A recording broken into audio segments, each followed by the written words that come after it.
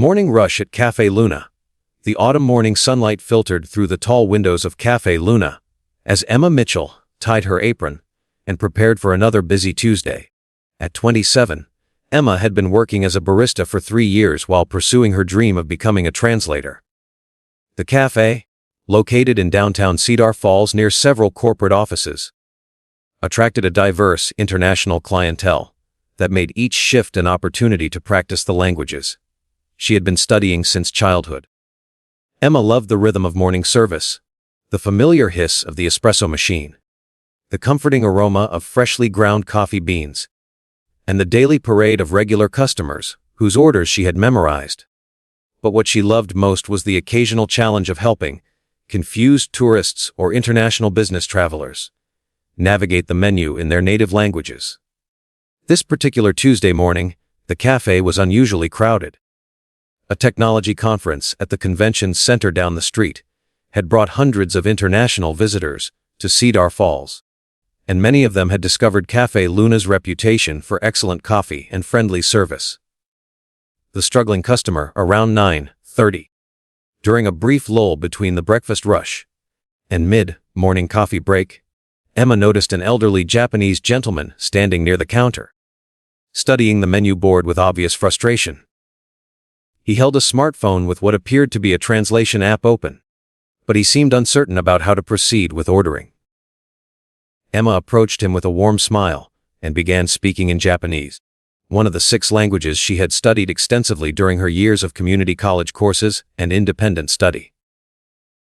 "Ohei gozaimasu. May I help you find something on our menu?" Emma asked, switching seamlessly into his native language. The gentleman's face lit up with relief and gratitude. "Oh, thank goodness. I've been trying to order coffee, but I'm not familiar with these American coffee names. In Tokyo, I simply order ki, but here there seem to be so many options."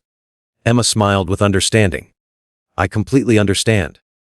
Would you prefer something similar to what you drink in Japan? Perhaps a simple Americano, which is just espresso with hot water. Or would you like to try something more traditional to American cafe culture?" They spent several minutes discussing options, with Emma explaining the differences between various coffee drinks in Japanese, describing flavor profiles and caffeine content, until the gentleman settled on a cappuccino with an extra shot. A morning of many voices, as Emma prepared the cappuccino. She noticed other confused customers nearby, a middle-aged French couple trying to decipher the pastry menu, a young German businessman struggling to explain his allergy concerns to another barista, and a Brazilian woman attempting to ask about Wi-Fi access through gestures alone.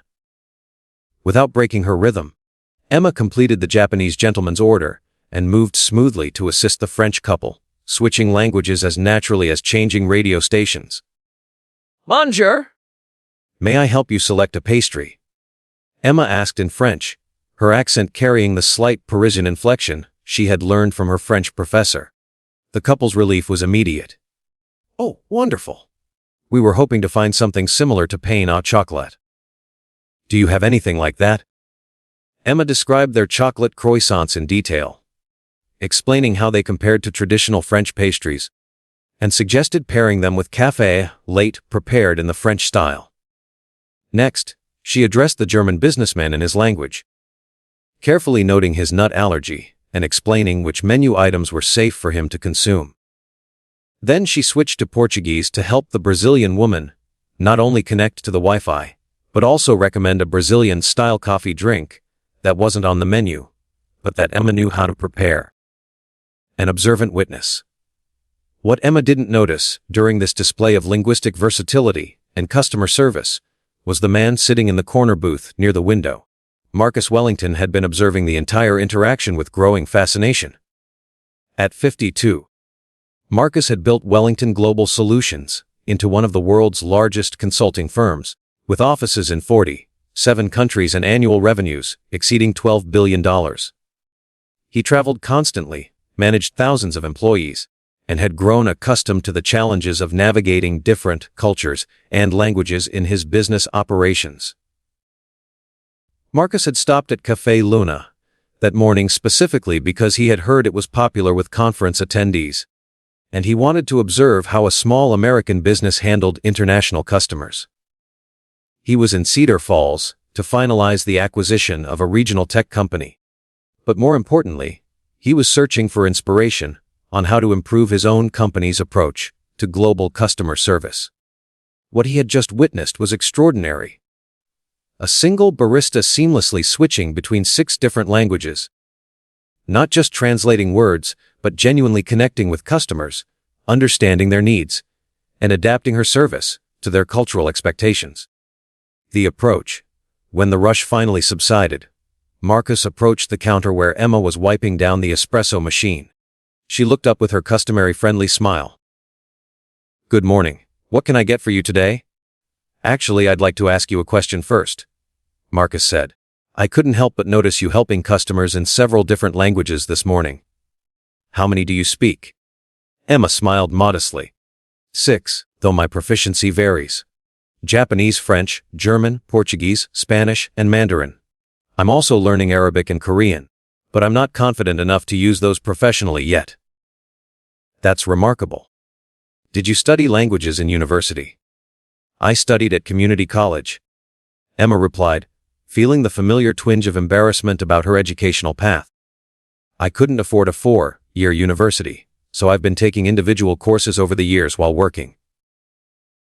My dream is to become a professional translator, but certification programs are expensive, so..." She gestured around the cafe with a self-deprecating smile. "Here I am, using my languages to help people order coffee." The value of service, Marcus ordered a simple black coffee and sat back down at his corner booth. But he couldn't stop thinking about what Emma had said. Here was someone with extraordinary skills and obvious talent, working a service job not because of lack of ambition, but because of lack of opportunity and resources. Over the next hour, Marcus watched Emma interact with more customers. He noticed how she anticipated needs before they were expressed, how she made each person feel valued and understood, and how her genuine warmth transcended language barriers, even with customers whose languages she didn't speak. When the lunch rush began, Marcus saw Emma handle a difficult situation with remarkable grace. A Russian businessman was becoming frustrated and loud about an order that had been prepared incorrectly by another barista. Emma immediately stepped in, speaking to him in Russian with calm professionalism. Marcus couldn't understand the words, but he could see the transformation in the customer's demeanor, as Emma not only corrected the order but took time to explain what had happened, and ensured he felt heard and respected. Within minutes, the angry customer was smiling and thanking Emma profusely. An unexpected offer. As the cafe began to quiet in the afternoon, Marcus approached the counter again. Emma recognized him from earlier and smiled. "Did you need a refill on that coffee?" "Actually, I'd like to offer you a job," Marcus said directly. Emma blinked in surprise. "I'm sorry, I'm Marcus Wellington, CEO of Wellington Global Solutions. We're a consulting firm with operations in 47 countries, and we desperately need people with your combination of language skills and cultural intelligence. What you demonstrated this morning, the ability to genuinely connect with people across language barriers, while solving practical problems, that's exactly what global business requires." Emma stared at him, unsure if this was real or some kind of elaborate prank. "Mr. Wellington, I appreciate the offer, but I don't have a business degree or corporate experience. I'm just a barista." "You're not just a barista," Marcus said firmly. "You're someone who has mastered 6 languages through determination and self-study. Someone who understands that real communication is about more than vocabulary. It's about respect, cultural awareness, and genuine desire to help others. Those skills are far more valuable than any business degree." Understanding hesitation, Emma felt tears prick her eyes. "It's a generous offer, but I can't afford to relocate. And I don't have the kind of clothes or..." She gestured at her coffee-stained apron, feeling overwhelmed by the gap between this opportunity and her current reality. Marcus smiled gently. "Emma, I'm not asking you to transform overnight. I'm offering you a position as a global customer relations specialist, starting with our regional office right here in Cedar Falls. The job comes with comprehensive language training to help you achieve professional certification in your languages, a salary that will allow you to continue your education, and the opportunity to travel internationally as part of your work. Why would you do this for someone you just met?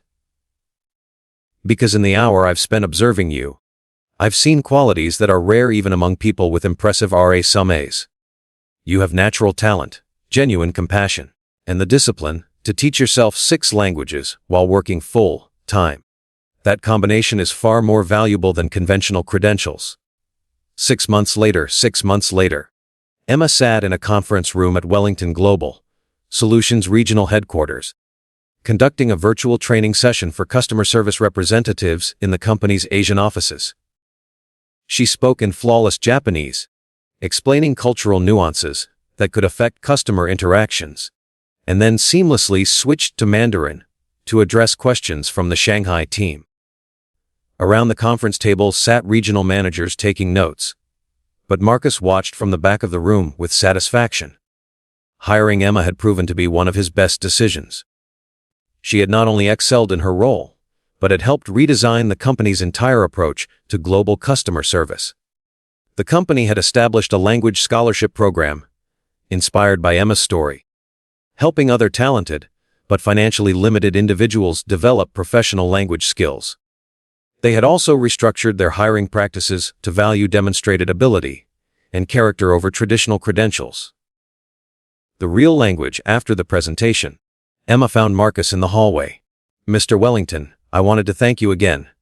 Not just for the job, but for seeing potential where I could only see limitations." "Emma, you taught me something important that morning at Café Luna," Marcus replied. "I've spent decades building a global business, but I had forgotten that the most important language in any culture is the language of genuine service, treating people with respect, anticipating their needs, making them feel valued. You were fluent in that language long before I met you." Emma smiled, thinking about the morning 6 months ago, when she had simply been trying to help confused customers order coffee. "I was just doing my job." Exactly. And that's what made it remarkable. You weren't performing, you were serving. You didn't help those customers because you knew a CEO was watching. You helped them because that's who you are. As Emma returned to her office to prepare for her afternoon meeting with the company's translation certification coordinator, she reflected on how her life had changed. The barista apron had been replaced by professional attire, the cafe's espresso machine by sophisticated translation software. But the core of her work remained the same, helping people understand each other across the barriers of language and culture. Sometimes the most valuable skills weren't listed on resumes or taught in prestigious universities.